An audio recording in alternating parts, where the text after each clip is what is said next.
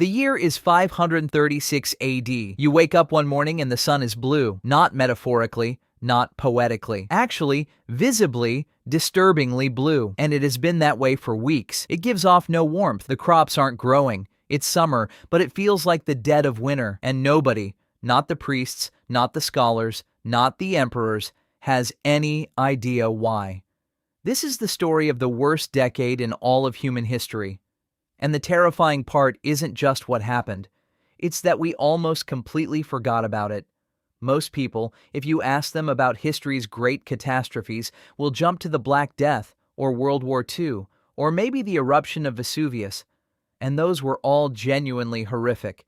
But there is one decade, a single 10-year stretch beginning in 536 AD, that caused more widespread, simultaneous global suffering than any other period we've ever been able to measure.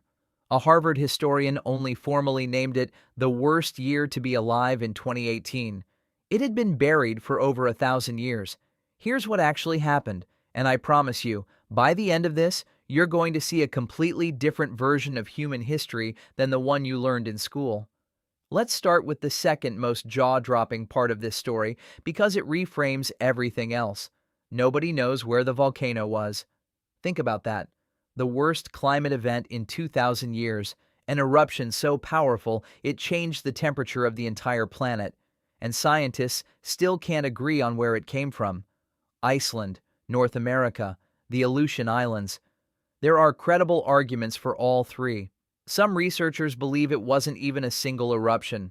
It may have been 3 separate volcanoes going off simultaneously, which would mean the world had no single culprit, no warning, and no way to understand what was happening. And here's the part that makes this feel almost surreal. We only discovered the true scale of it in 2018, not from ancient texts, not from archaeological digs, from a piece of ice. Scientists drilled a core sample 72 meters long out of the Colle Nefeti Glacier in the Swiss Alps. This glacier had been preserving atmospheric history, layer by layer, for over 2,000 years, like a time capsule made of frozen air. When they reached the layer corresponding to 536 AD, the sulfate deposit was so enormous it rewrote everything historians thought they knew about the period. This wasn't a regional disaster. This was a global extinction-level atmospheric event. And here's where it gets genuinely unsettling. The 1815 eruption of Mount Tambora is the go-to reference whenever scientists talk about volcanic catastrophe. That's the one that caused the famous year without a summer in 1816. It caused crop failures across Europe. It's the event that inspired Mary Shelley to write Frankenstein, sitting inside because it was too cold and dark to go out.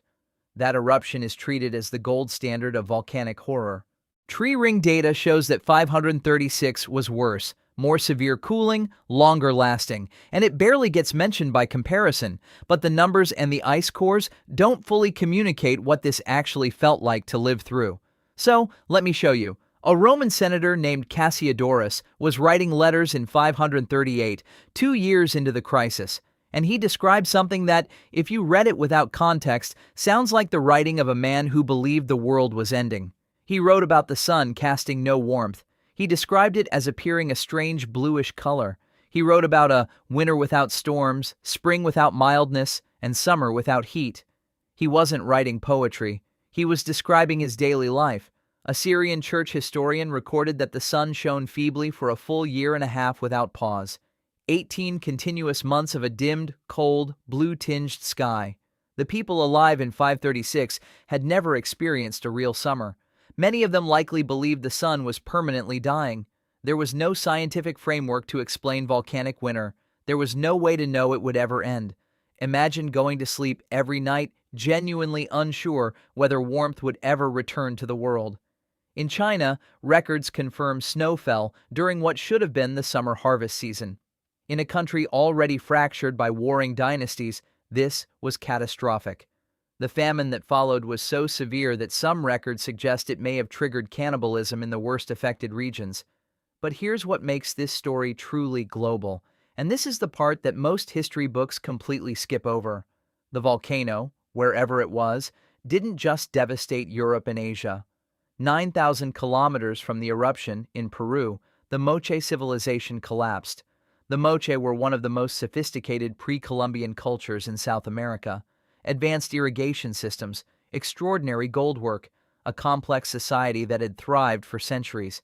Droughts linked to the volcanic winter destabilized their entire agricultural system and contributed to their disappearance.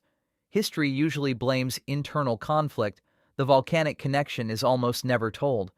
At the same time, in Mexico, Teotihuacan was falling apart. At its peak, this city had around 125,000 people, making it one of the largest cities anywhere on Earth at the time. Droughts and civil unrest linked directly to the climate crisis contributed to its collapse. Most people connect its fall to mysterious internal conflict. Again, the volcanic winter rarely enters the conversation. In Ireland, the Annals of Ulster record 3 consecutive years with no bread, 536 to 539. 3 years. In a society where bread was the foundation of survival, this wasn't a shortage. This was the effective end of normal life for an entire generation, and the consequences didn't stop there. Both the Byzantine Empire and the Sassanid Persian Empire were devastated by famine during this period. They spent the following century fighting each other from a position of profound weakness. When Islam emerged in the 7th century, it expanded rapidly into a power vacuum that these two exhausted empires had created, a vacuum that began forming in the 530s. That's important. But if you think the story ends with political collapse, you haven't heard the worst of it yet. Remember, this wasn't one eruption. There were at least 3. One in 536, another in 540, causing an even sharper temperature drop just as the world was beginning to recover. A third in 547. Each one reset the clock on recovery. The cumulative effect launched a cooling period, scientists now call it the Late Antique Little Ice Age, that lasted until 1660 AD. Over a century of abnormal cold. And then, into a world already physically broken by 5 years of starvation, the plague of Justinian arrived in 541. Immunologists today understand that prolonged famine dramatically weakens immune response across entire populations. The plague didn't arrive into a healthy world. It hit people whose bodies had been systematically destroyed by half a decade of near starvation. The death toll is estimated at somewhere between 25 and 50 million people. In a well-fed population, it almost certainly would have been far lower. There's one more layer to this. The cold may have actually driven the plague faster. As temperatures dropped, the rodent populations carrying plague-infected fleas were pushed into closer contact with human settlements, searching for warmth and food. The volcanic winter didn't just starve people, it may have physically herded the disease vector into human communities. 1 volcano, or 3. A century of consequences. Now here's where the story gets genuinely strange, because this decade didn't just reshape civilizations, it burned itself into the human imagination in ways we're still living with today. In Norse mythology, there is a concept called Fimbul winter, a 3-year winter that precedes the end of the world. Scholars now believe it is a cultural echo of the 536 to 545 catastrophe, passed down through generations of oral tradition until it became mythology. The winter that never ends wasn't invented. It was remembered. Across Scandinavia, archaeologists have found an unusually high concentration of gold hoards dating precisely to this period. Finely worked religious items, not coins, not personal wealth, devotional objects. The leading theory is that the ruling class was literally paying the gods to bring the sun back. It represents one of the most desperate acts of organized religion in recorded history. And in Britain, the Annals of Cambria record the Battle of Camlan, in which Arthur and Medrawd fell in 537 AD, right in the middle of the volcanic winter. Whether or not King Arthur was a real person, the chaos of this decade, societal collapse, failed harvests, mass death, was exactly the kind of environment that generates legendary last stand mythology. The darkness of that era needed a hero. So, one was created, but here's the twist. The one nobody tells. The catastrophe accidentally created the conditions for Europe's middle class. After the devastation, gold, which had been the basis of the European economy, became scarce. Hoards had been buried as religious offerings and never recovered. Kingdoms shifted to smelting silver instead. This shift is detectable in the exact same alpine ice core from Switzerland, preserved in the layers just after the crisis.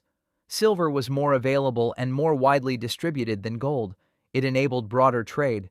It gradually gave rise to a merchant class that gold's exclusivity had always prevented. The worst decade in human history may have planted the economic seed for medieval European commerce. We know all of this with extraordinary precision, by the way. Dendrochronologists, scientists who read climate history from tree rings, found abnormally thin growth rings from 536 in Irish oaks, Swedish pines, Californian bristlecone pines, and Chilean trees all at once.